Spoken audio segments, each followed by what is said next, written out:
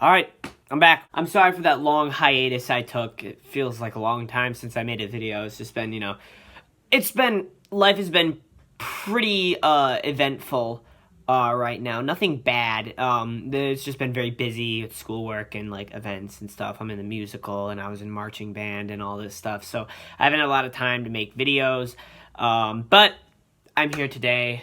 I have, a whole lot of hours until I have another show for the musical. We're doing The Little Mermaid. And anyways, let's get into it. So, Survivor Panama.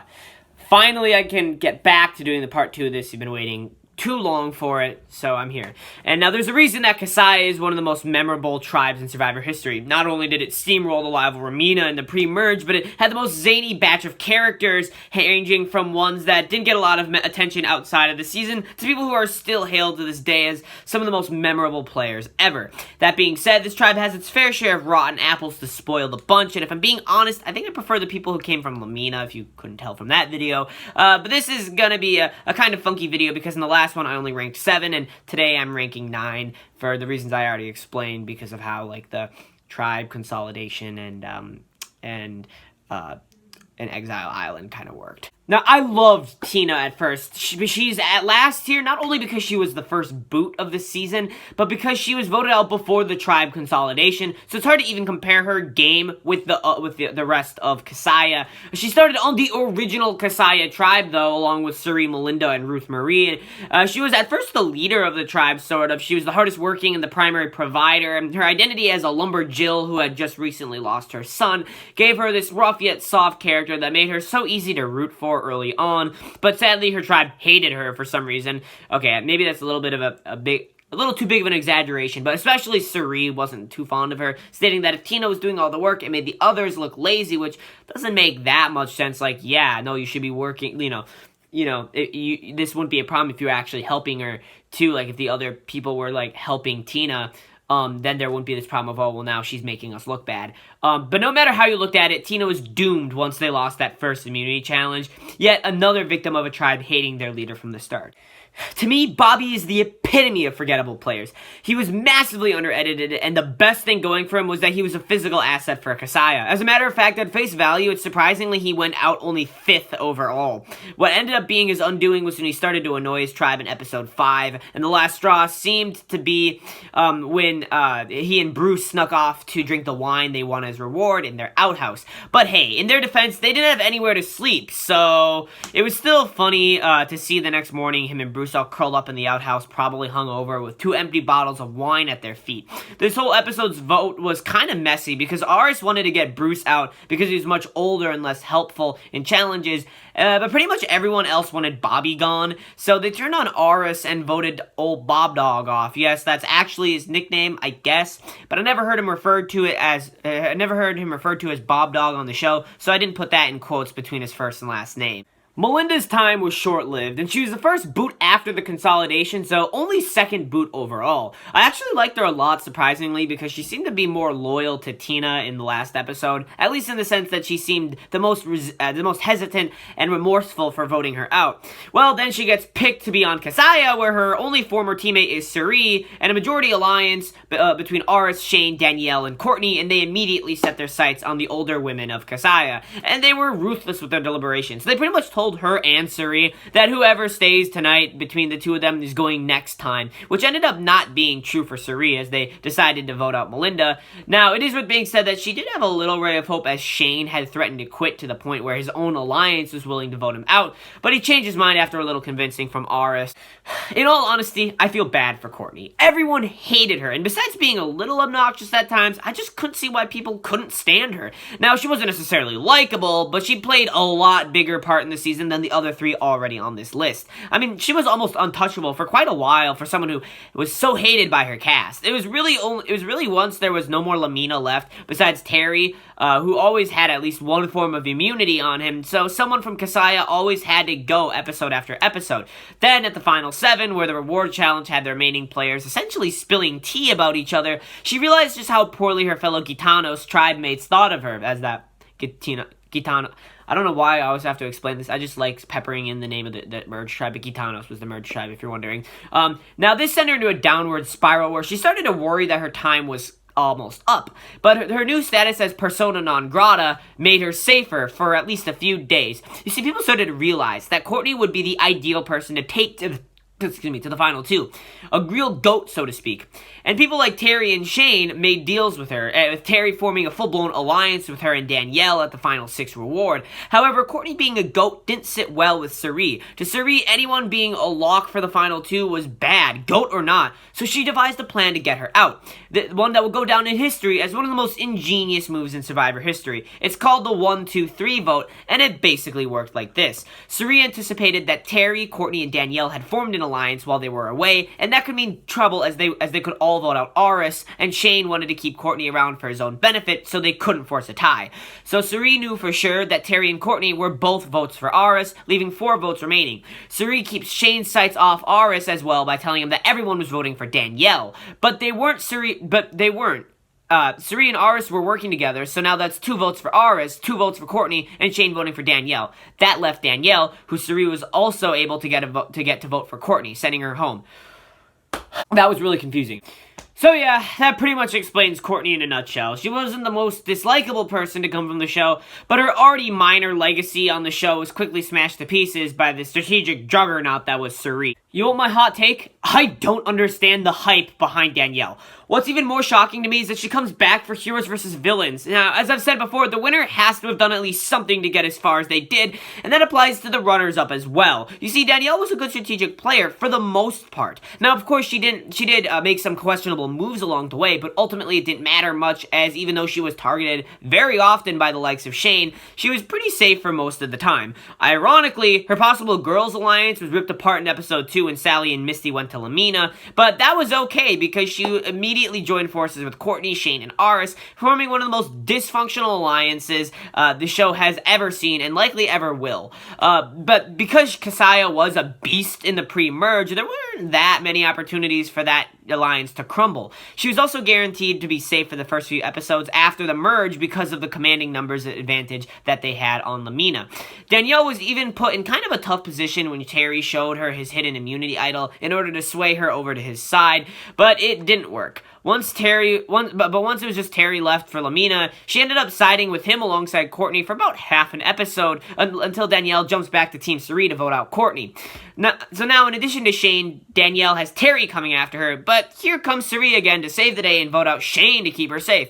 Then just 3 days later, she came very close to going home, just narrowly beating Suri at firemaking. Then out of nowhere, she manages to win final immunity, and at this point, she's realigned with Terry. But psych! She votes out Terry, which, yeah, that sounds scummy, but she did say she was doing it for her own game. And yeah, there was no way she was going to win against Terry, but she was basically choosing who won by taking them to the final 2. So why didn't she win? Because she played a less respectable game. She was very shifty with her gameplay. Compared to the actual winner, her social game didn't seem all that impressive. But I don't really hold that against her. This is probably the most underwhelming final 2 since the Amazon, and it's probably even worse than Jenna versus Matthew, as you could at least make a case for either of those 2 to win, and it's a lot harder to do it for these 2. And that winner is this guy, Aris Boskowskis, if I'm saying that right. Is he a good player? Sort of. But was he a good winner? Nah. It's not even really him, it's just Terry. Terry was really the winner of this season. Even though he didn't win, he basically won. Well, I guess that's not true because he didn't even win, like, America's favorite player, but, you know. We're here to talk about Aris, though, so that's what I'm here to do. He started out as the kind of the odd man out to the Vivros, actually, with Nick, Austin, and Bobby, not really relating that well to Aris's Zen lifestyle and attitude, which makes me realize that Aris sort of has a heel turn as further on in the season he becomes more aggravated and salty at some of the other players. He finds himself cozily at the center of the post-consolidation Casaya, and with people like Shane and Courtney in his alliance, he seemed to be the voice of reason very often, which is saying a lot. He was a relatively hard worker and covered his bases by working closer with people like Suri and Danielle, but once the merge came around, he sort of became the villain of this season. Of course, everyone wanted to see Terry go as far as he could, but with every immunity, Terry won, and with every tribal council, Terry comes out safe. Aris would just get more and more frustrated, and by the end of the season, there was this weird rivalry between the 2 where Aris just couldn't stand Terry, but Terry didn't have a problem with him at all. It was almost like Terry was was a father and Aris was a petulant teenager. The thing is, I'm not sure how well Aris does without the help of Suri. I think sometimes Suri was almost like an anchor, keeping him and Danielle safe from being targeted by enough people to get them out, but at least he won the Final Four immunity, which probably saved him, but he only made it to the Final Two because Danielle turned on Terry. There, the jury obviously favored him over Danielle, but you could tell there was something missing. The season does remind me a lot like the Amazon. They both started off as really great seasons, but the one player who pushed the narrative of this season was eliminated at the Final Three, leading to a lackadaisical Final Two where no matter who wins, it just doesn't feel right. It's like if Aris and Danielle were the two just aloof, barely strategizing, carefree kids, and by some miracle their parents, Suri and Terry, fell short, and these two troublemakers ended up at the end.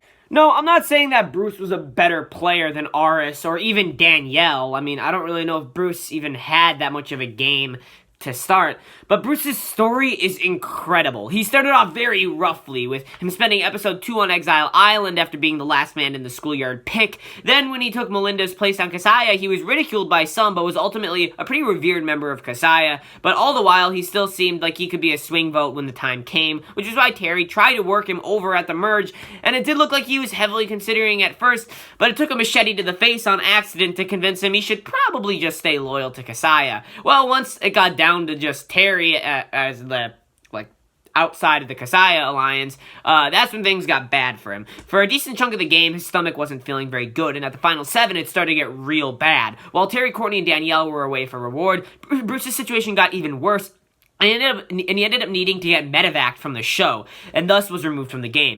As sad as his way of leaving was, however, I'm not sure how well he does if he didn't need to be removed. Either he is first on the chopping block once either Terry leaves or there's no one else from Lamina to vote, or he gets kept as a sort of goat and could be worked over on the sides of one of the other players and make it even further. Shane was a wreck, but he was a wreck everyone loved to watch. He had quit cigarettes cold turkey right before coming on the show, and he even tried to quit early on had it not been the random mist Aris pulled out of nowhere. He was abrasive, angry, and loud, but in a way that we loved and made us think, wow, I'm glad I'm not on the island with that guy. But through all this chaos, he was actually a pretty effective strategist. Despite being on the outside of votes multiple times, especially at the 3-2-1 Courtney vote, his relationship with his son added an element of softness to his aggressive persona, and even though he probably wasn't going to win, either way, unless, of course, he was up against someone like Danielle or Aris, then he probably would have won. He was already one of the most memorable players to date. At the final 5, it was him, Terry, and Aris, him and Terry versus Aris and Danielle, with Suri as the swing vote, who she obviously sided with Danielle and Aris, sending Shane home in 5th. Well, honestly, what else is there to say about Suri that I haven't already said about her in almost every other entry in this video? She started out seeming a bit whiny, but once the consolidation happened, she became a very successful player, playing a game very similar to Sandra and Pearl Islands, playing it neutral, letting everyone else blow up each other's games. Over time, she grew closer and closer to that main Casaya alliance, and it was the merge that really helped her take more control of said alliance. Once they had finished off the Laminas minus Terry, when Suri wanted someone gone, she made it so they went. She pulled off one of the greatest votes in Survivor history at the final 6, and one episode later, the end game of the season relied solely on her. She was sadly limited at the final 4 when she went head-to-head against Danielle at fire making, but hey, at least she won a car vote by the fans. But for a player so iconic, I'd like to once again break out the hypotheticals, the what-ifs. First of all, what if Terry won the Final 4 immunity instead of Aris? Then Terry and Danielle would probably vote for Aris and Suri still vote for Danielle. So if Danielle wins the tiebreaker, then she probably wins final immunity still as well. And once again, she finds herself choosing the winner between Terry or Suri. But if Aris wins the tiebreaker, he probably also wins final immunity and easily takes Suri. So basically, if Terry won Final 4 immunity, Suri's chances of winning the season go up quite a lot. But the other question I wanted to address is, what if Suri votes with Terry and Shane at the final 5? Well, Aris and Danielle probably go back-to-back unless Aris still wins Final 4 immunity, which would probably lead to a 2-2 vote split between Suri and Terry, with Suri still going at 4th. But if Aris doesn't win that immunity, he goes. Terry probably wins final immunity, and he likely takes Shane, as he's less likely to win than Suri. But that last hypothetical is rather arbitrary, as it's obvious that Suri sided with the right side on that vote. I mean, as much as I make fun of Aris and Danielle, it was very smart for Suri to side with them. And honestly, I just can't wait to see, like, the 4 other times she plays across the run of Survivor, because I exited this season wanting more Suri. And, you know, this is a great season, I'll be honest. I don't know if it's one of my favorite seasons necessarily. It's kind of like the Amazon, where it started off really good, and then by the end it's kind of But, you know, it's definitely a hidden gem of a season. I think it's definitely a very underrated season. It's a season that I'm surprised more people aren't talking about it, probably because of the whole Aris thing, but I feel like that's not enough for it to, you know, not get the love it deserves. But anyways, I don't know what's next, because I do want to let you in, and I'll try to make this brief because this episode's getting kind of long. I'm starting to do something with Survivor, because I noticed I've been making, like, a lot of Survivor and Masked Singer content, and I'm only going to keep making more. So what I'm thinking about doing with Survivor is starting this thing that I call the Survivor Vault, which basically what that means is I might watch a season of Survivor, and then I might, like, write the script for, like, the cast ranking, but then I'm going to just sit on that script and not, like, record that video until I get some other topics for videos that I want to make out, and that way I can have a more, like, a bigger variety of videos, and as long as I already have the script written, it's not like I'll forget what the video is about, and about the season. So anyways, like, comment, subscribe, and I'll see you later for whatever I got planned. I honestly don't know what video is next.